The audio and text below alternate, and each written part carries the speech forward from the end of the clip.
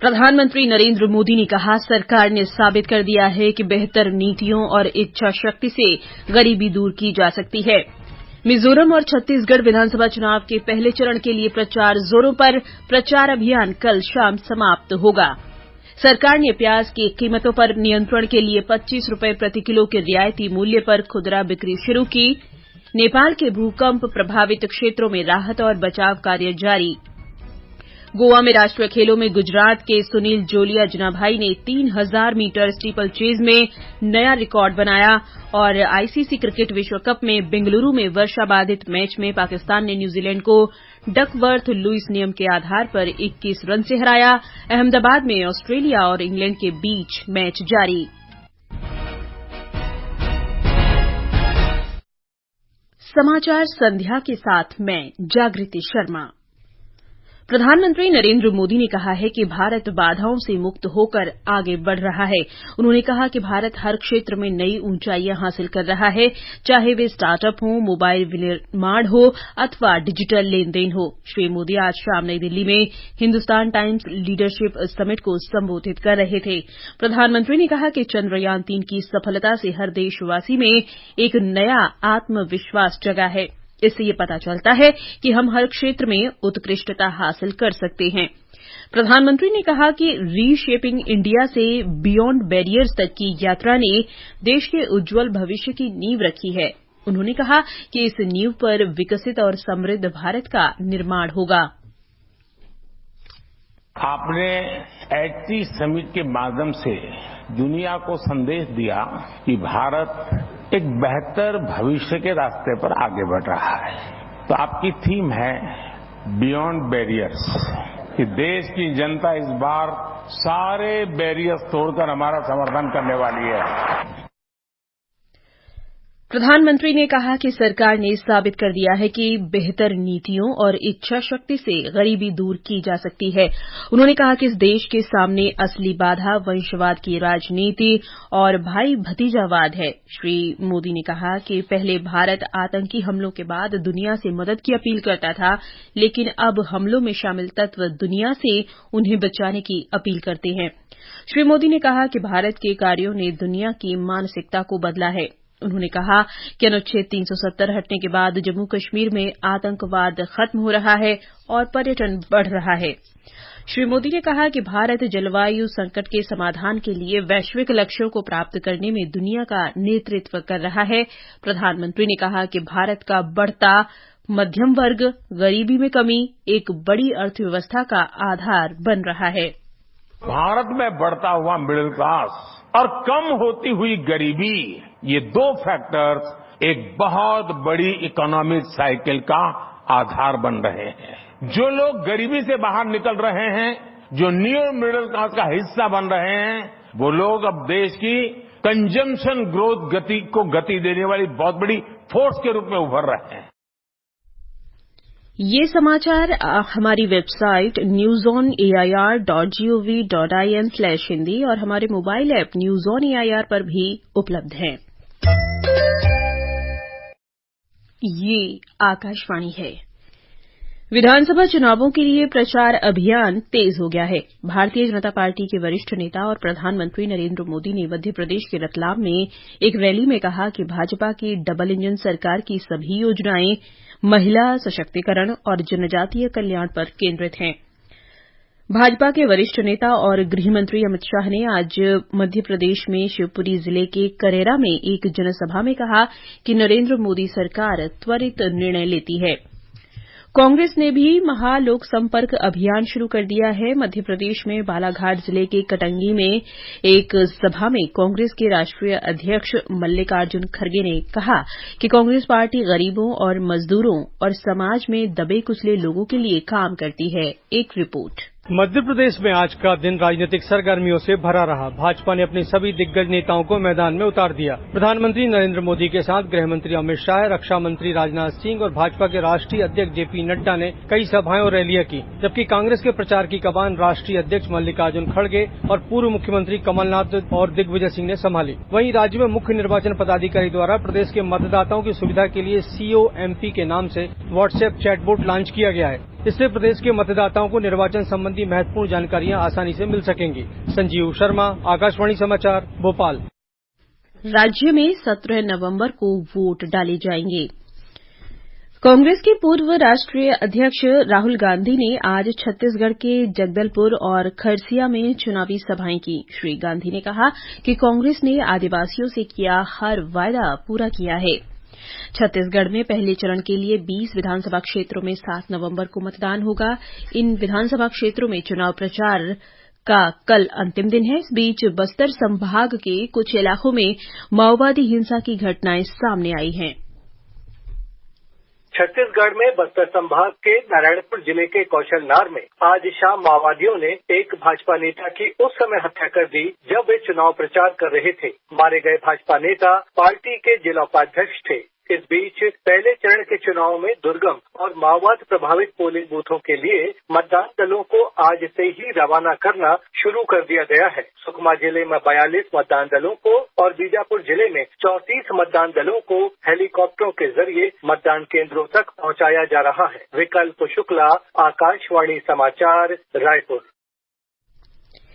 राजस्थान में विधानसभा चुनाव के लिए आज बड़ी संख्या में नामांकन भरे गए। पूर्व मुख्यमंत्री वसुंधरा राजे ने झालरापाटन विधानसभा सीट से नामांकन दाखिल किया।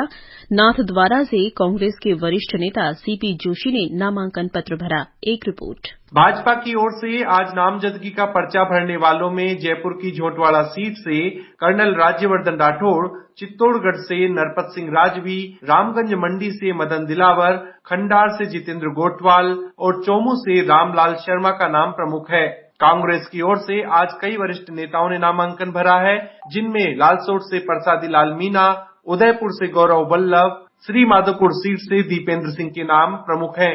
राष्ट्रीय लोकतांत्रिक पार्टी के वरिष्ठ नेता हनुमान बेनीवाल ने खींवसर से पर्चा दाखिल किया है। अन्य पार्टियों के प्रत्याशियों और बड़ी संख्या में निर्दलीयों ने भी आज पर्चे दाखिल किए हैं। जितेंद्र द्विवेदी, आकाशवाणी समाचार, जयपुर।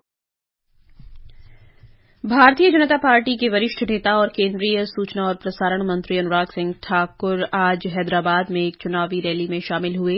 रैली का आयोजन राजा सिंह के समर्थन में किया गया था। मिजोरम विधानसभा चुनाव में प्रचार में एक दिन बचा है। सभी राजनीतिक दल और निर्दलीय उम्मीदवार मतदाताओं को अपने पक्ष में करने का भरसक प्रयास कर रहे हैं। राष्ट्रीय दलों के नेता भी अपनी पार्टी के उम्मीदवारों के लिए प्रचार अभियान में शामिल हुए।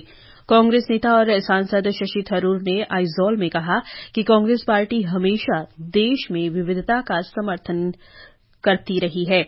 एमएनएफ नेता ललरुआ आत्मिकिमा ने कहा कि सत्ता में आने पर उनकी पार्टी युवाओं के लिए नौकरी के अधिक अवसर देने पर ध्यान केंद्रित करेगी।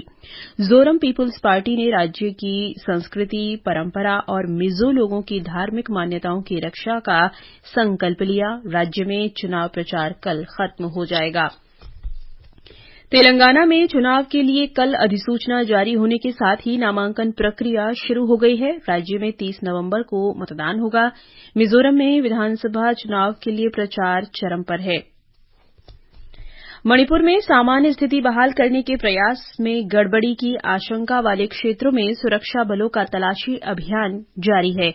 मणिपुर पुलिस और असम राइफल्स की संयुक्त टीम ने कल शाम कांग पोकपी जिले में हथियार और गोला बारूद बरामद किया। इस बीच इम्फाल पश्चिम जिला पुलिस ने जिले के विभिन्न स्थानों पर तलाशी अभियान चलाया और 3 जिप्सी और एक बुलेरो वाहन बरामद किया। ये वाहन हथियारबंद शरारती तत्वों ने सुरक्षा बलों से लूटे थे। ये समाचार आकाशवाणी से प्रसारित किए जा रहे हैं। ताजा समाचार जानने के लिए आप हमारे Twitter handle @AIR News Hindi को फॉलो कर सकते हैं। समाचार संध्या में आपका फिर स्वागत है। सरकार ने 25 रुपये प्रति किलोग्राम की रियायती कीमत पर प्याज की खुदरा बिक्री शुरू की है ताकि खरीफ फसल की आवक में देरी के कारण प्याज की बढ़ती कीमतों का असर उपभोक्ताओं पर न पड़े। घरेलू उपभोक्ताओं को किफायती दरों पर प्याज उपलब्ध कराने के लिए ये उपाय किए गए हैं। उपभोक्ता मामलों के मंत्रालय ने एनसीसीएफ, नेफेड, केंद्रीय भंडार और अन्य राज्यों की सहकारी समितियों द्वारा संचालित खुदरा दुकानों और मोबाइल वैन के माध्यम से 25 रुपये प्रति किलो की रियायती कीमत पर प्याज की बिक्री शुरू की है। कार्मिक जन शिकायत और पेंशन मंत्रालय के सचिव वी श्रीनिवास ने आज बेंगलुरु में राष्ट्रव्यापी डिजिटल जीवन प्रमाण पत्र अभियान के दूसरे चरण में पेंशनभोगी संगठन के सदस्यों और बैंक कर्मचारियों के साथ विचार विमर्श किया। आकाशवाणी बेंगलुरु के साथ विशेष भेंट में उन्होंने कहा कि इसका उद्देश्य केंद्र सरकार के पेंशनभोगियों के बीच जागरूकता लाना है। डीएलसी 3.0 कैंपेन नवंबर 1 से नवंबर 30 तक 100 शहरों में 500 स्थानों पर लगभग 50 लाख पेंशनर्स को जीवन प्रमाण ऐप के माध्यम से फायदा पहुंचाने के लिए किया जा रहा है। इसमें स्टेट बैंक ऑफ इंडिया और 16 अन्य पेंशन डिसबर्सिंग बैंक्स महत्वपूर्ण भूमिका निभा रहे हैं। पश्चिमी नेपाल में आए विनाशकारी भूकंप से मरने वालों की संख्या आज दोपहर तक 138 हो गई और 166 लोग घायल हो गए हैं। भूकंप की तीव्रता रिक्टर पैमाने पर 6.4 थी। एक रिपोर्ट।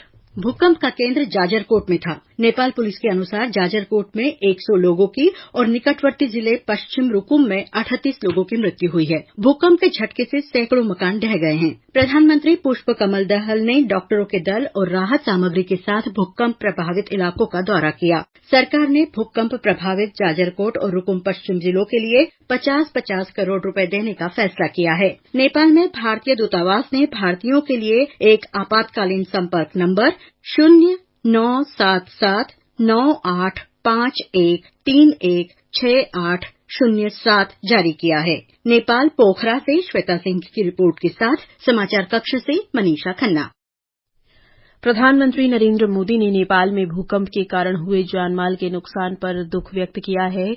प्रधानमंत्री ने शोक संतप्त परिवारों के प्रति संवेदना व्यक्त की है। केंद्र सरकार ने 29वें चरण के चुनावी बॉन्ड जारी करने के लिए भारतीय स्टेट बैंक को अधिकृत किया है। ये बॉन्ड इस महीने की 6 से 20 तारीख तक बैंक की 29 शाखाओं से जारी और भुगतान किए जाएंगे। चुनावी बॉन्ड जारी होने की तारीख से 15 दिन के लिए वैध होंगे। इसके बाद बॉन्ड जमा करने पर किसी भी राजनीतिक दल को कोई भुगतान नहीं किया जाएगा। किसी पात्र राजनीतिक दल द्वारा खाते में जमा किया गया चुनावी बॉन्ड उसी दिन भुगतान किया जाएगा। विज्ञान और प्रौद्योगिकी राज्य मंत्री डॉ जितेंद्र सिंह ने कहा है कि भारत 2025 तक शीर्ष 5 वैश्विक जैव विनिर्माण केंद्रों में शामिल हो जाएगा। उन्होंने अगले महीने नई दिल्ली में होने वाले ग्लोबल बायो इंडिया 2023 की वेबसाइट का शुभारंभ किया। इस अवसर पर डॉ सिंह ने कहा कि भारत को अब दुनिया के शीर्ष 12 जैव प्रौद्योगिकी देशों में शामिल किया जा रहा है। नीति आयोग कल नई दिल्ली में परिवर्तनकारी प्रौद्योगिकी विकास, प्रगति और नवाचार को बढ़ावा देने पर एक कार्यशाला कर रहा है। ये G20 नई दिल्ली घोषणा के अनुरूप 10 विषयों पर हो रही कार्यशालाओं की श्रृंखला में चौथी होगी। गोवा में 37वें राष्ट्रीय खेलों में आज गुजरात के सुनील जोलिया जिनाभाई ने 3000 मीटर स्टीपल चेज में राष्ट्रीय रिकॉर्ड के साथ स्वर्ण पदक जीता। उन्होंने ये दूरी 8 मिनट 37.15 सेकंड में पूरी की। महिलाओं की शॉटगन स्कीट में हरियाणा की संजना सूद ने स्वर्ण पदक जीते। महाराष्ट्र का इन खेलों में शानदार प्रदर्शन जारी है। आईसीसी क्रिकेट विश्व कप में बेंगलुरू में पाकिस्तान ने न्यूजीलैंड को डकवर्थ लुईस नियम के आधार पर 21 रन से हरा दिया। वर्षा से बाधित मैच में पाकिस्तान ने 26वें ओवर में 1 विकेट पर 200 रन बनाए थे। मैच को रोकना पड़ा और मैच शुरू नहीं हो सका। अहमदाबाद के नरेंद्र मोदी स्टेडियम में ऑस्ट्रेलिया ने इंग्लैंड को 287 रन का लक्ष्य दिया है। ताजा समाचार मिलने तक इंग्लैंड ने 32 ओवर में 4 विकेट पर 146 रन बना लिए हैं। अंत में मुख्य समाचार एक बार फिर। प्रधानमंत्री नरेंद्र मोदी ने कहा, सरकार ने साबित कर दिया है कि बेहतर नीतियों और इच्छा शक्ति से गरीबी दूर की जा सकती है। मिजोरम और छत्तीसगढ़ विधानसभा चुनाव के पहले चरण के लिए प्रचार जोरों पर। प्रचार अभियान कल शाम समाप्त होगा। सरकार ने प्याज की बढ़ती कीमतों पर नियंत्रण के लिए 25 रुपये प्रति किलो के रियायती मूल्य पर खुदरा बिक्री शुरू की। नेपाल के भूकंप प्रभावित क्षेत्रों में राहत और बचाव कार्य जारी। और गोवा में राष्ट्रीय खेलों में गुजरात के सुनील जोलिया जिनाभाई ने 3000 मीटर स्टीपल चेज में नया रिकॉर्ड बनाया। इसके साथ ही समाचार संध्या का ये अंक समाप्त हुआ। नमस्कार।